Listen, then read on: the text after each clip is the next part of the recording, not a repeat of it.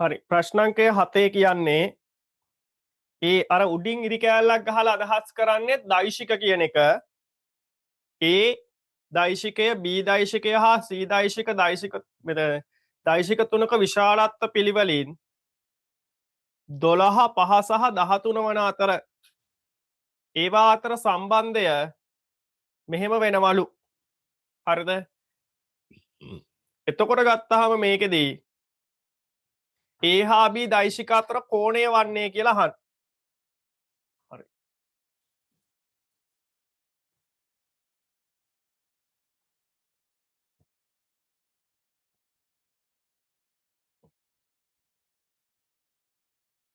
දැන් ළමයි AB C කියලා දෛශික තුනක් තියෙනවලු.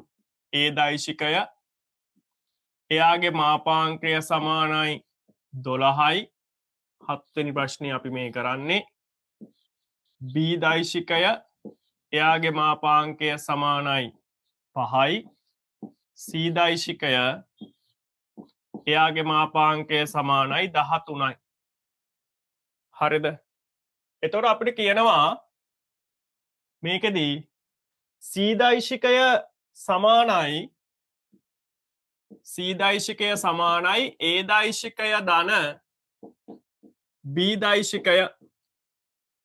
එතකොට ළමයෙක් හිතනවා මේ කියන්නේ මෙයාගේ අගය හරිද 12යි ධන මෙයාගේ අගය 5යි ඒ දෙක එකතු කරාම එනාගේ 17යිනේ ඒක කොහොමත් 13ට සමාන වෙන්න බෑනේ කියලා. ඊට පස්සේ ළමයෙක්ගෙන් එහෙම දෛශික එකතු කරන්නේ නෑ පුතේ කියලා ප්‍රශ්න කරාම මේ එතනදී මතු කරන තර්කය තමයි මෙතනදී A හා B එකම දිශාවට තියෙනවනේ. එකම දිශාවට තියෙනම් විශාලත්වවල එකතු වෙන්නේද සම්ප්‍රයුක්තය එන්නේ. එහෙම ප්‍රශ්න මතු කරනවා. නේ?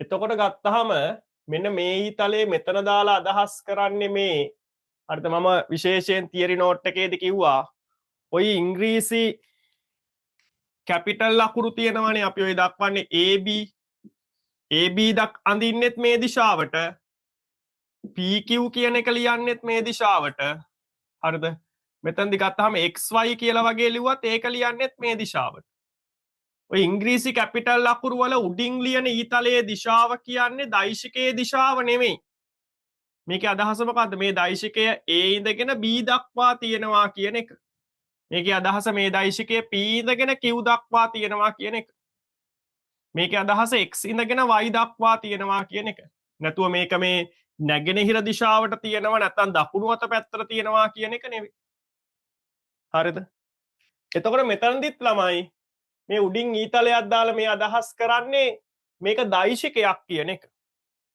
C දෛශිකය සමානයි A දෛශිකය එකතු කිරීම B දෛශිකය C දෛශිකය සමානයි A දෛශිකය එකතු කිරීම B දෛශිකය මෙහෙම හිතන එක වැරදි මේක මෙහෙම හිතන්න බෑ කොහොම හිතන්න බෑ එහෙනම් කොහොමද කරන්න ඕන අපි එන්න ඕන අර සමීකරණයට කැපිටල් R සමානයි P වර්ගය ධන Q වර්ගය ධන 2යි PQ cos theta මේකේ වර්ගමූලය මෙන්න මේ සමීකරණය අනුව මෙතන A හා B එකතු කරනවා හොඳට බලන්න A හා B දෛශික වශයෙන් එකතු කරනවා A හා B දෛශික වශයෙන් එකතු කරාම ඒකේ එකතුවට ලැබෙන තනි ප්‍රතිඵලය C A හා B දෛශික වශයෙන් එකතු කරාම ඒකේ එකතුවට ලැබෙන තනි ප්‍රතිඵලය C ඒ කියන්නේ A හා B දෛශික දෙකෙහි සම්ප්‍රයුක්තය C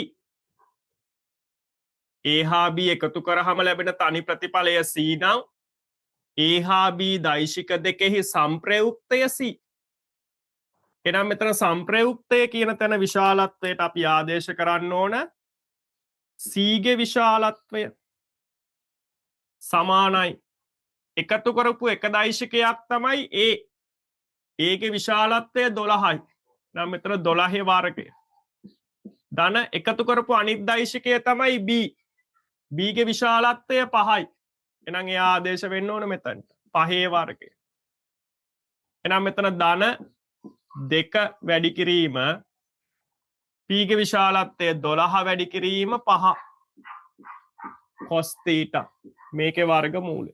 හරි. එහෙනම් ළමයි මේක ලියාගෙන මේ ටික සටහන් කරගෙන මේකත් ලියාගෙන මේ ටික ලියාගෙන සුළු කරන්න ඉක්මනට. ප්‍රශ්න තියෙනවා නම් අහන්න. ගැටලුකාරී අවස්ථා තියෙනම් අහන්න.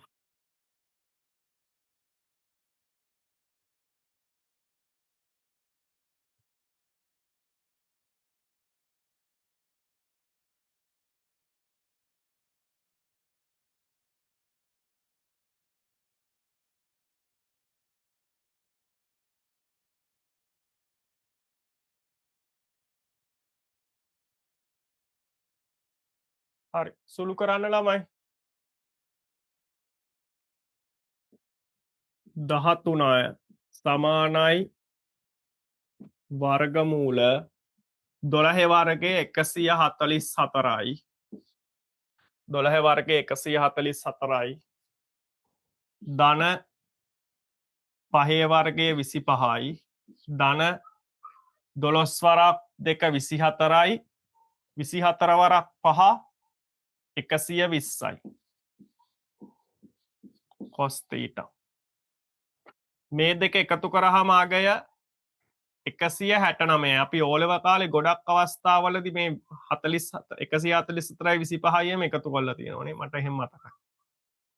හරිද 169යි. දෙපැත්තම වර්ග කරන්න.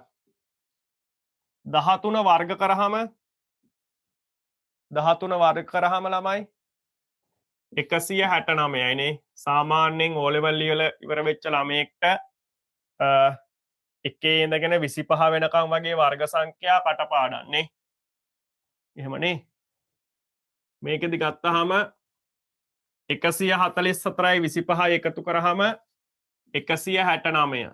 දෙපැත්තම වර්ග කරපු නිසා මේ පැත්තේ වර්ග කරා මේ පැත්තේ වර්ගමූල ලකුණක් නැති වෙනවා. එතකොට ධන 120යි cos θ. එතකොට මේක මේ පැත්තට ගෙනන 169 ඍණ 169 120යි cos θ.